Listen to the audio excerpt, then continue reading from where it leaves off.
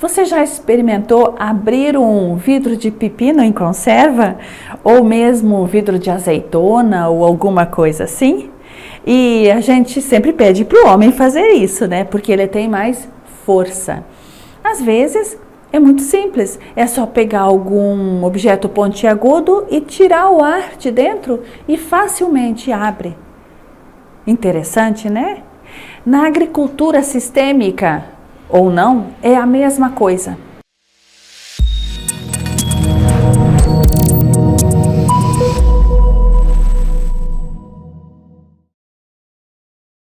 Lá na agricultura ou na indústria, comércio, seja onde for, é a mesma coisa. E atualmente, mais do que nunca, nós precisamos aprender, experimentar, organizar a vida de forma que o jeito tenha mais influência na nossa atividade do que a força. E confesso para você que eu mesma tenho dificuldade disso, né? Porque a gente cresceu, principalmente lá na roça, a gente cresceu com a necessidade de colocar força para as coisas funcionarem. E assim a gente continua.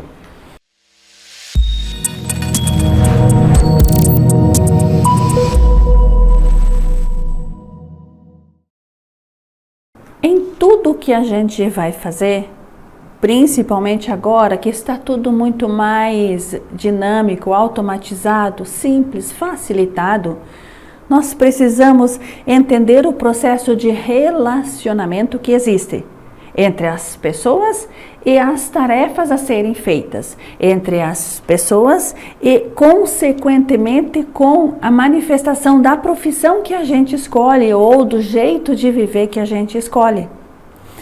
Presta atenção numa informação. A agricultura é o resultado dos agricultores. É verdade. Olha bem, cada agricultor funciona, age, tem um determinado jeito de ser e de fazer alguma coisa. A reunião de todas essas atividades, cada um na sua fazenda, cada um no seu lugar, é que dá a agricultura. Então, a agricultura do Brasil é o resultado do jeito de cada um de nós trabalhar. Interessante que isso significa que o problema não está na agricultura.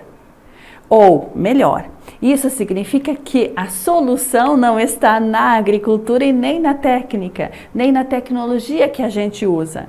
A solução para que a atividade agrícola, a agricultura como um todo, seja algo rentável, sustentável, vamos chamar assim, biodinâmico, eficiente, transformador, algo realmente diferente, está dentro de cada um de nós. Quando eu mudo, o mundo muda. E é por isso que a gente traz conceitos básicos para que a gente possa contemplar a partir do mesmo jeito de enxergar ou de uma mesma tecnologia com bases técnicas e humanas suficientemente fortes e ajustadas, né? É muito mais importante o jeito do que a força. Então, com um jeito diferente de fazer, construímos uma agricultura diferente. Como que nós fazíamos antes? Nós já falamos sobre isso. Então, normalmente eu costumo falar assim, explicar para que a gente consiga saber onde a gente está. Nós temos a agricultura convencional, aquela que a gente usa adubo solúvel, inseticida, herbicida, fungicida, e nós temos honra e respeito por esse lugar porque ele nos sustentou até hoje. Quando não é mais sustentável para alguns, que para muitos ainda é, então continua, mas para quem não é mais, está procurando um outro caminho, um outro lugar. Este outro lugar nós vamos chamar aqui de agricultura sustentável, biodinâmica, regenerativa, orgânica, agroecológica. Não precisa preocupar com o nome. Só ver onde, em que lugar você está.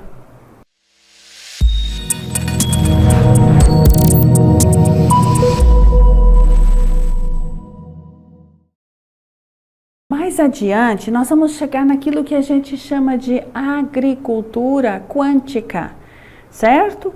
Que ainda está um pouco distante e eu vou explicar hoje por quê.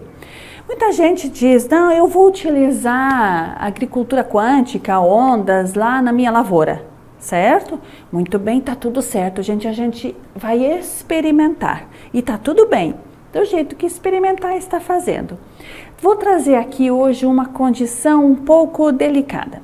Se eu ainda tenho uma postura inadequada daqui, com os mesmos paradigmas, dos mesmos jeitos de pensar e de agir, utilizando mais força que jeito aqui, e não conhecendo, realmente desconhecendo, não dominando ou não tendo acesso às informações básicas para estar aqui, se eu utilizar quântico, ondas eletromagnéticas, né, aqui, numa postura de força e não de jeito, experimenta ver o que acontece. Certo? Pode ser que funcione muito bem 1 ano, 2 anos, 3 anos, 4 anos. E agora nós vamos trazer aqui um conceito diferente sobre a agricultura que se mantém. Quer ver que interessante? Você começa a fazer uma produção orgânica.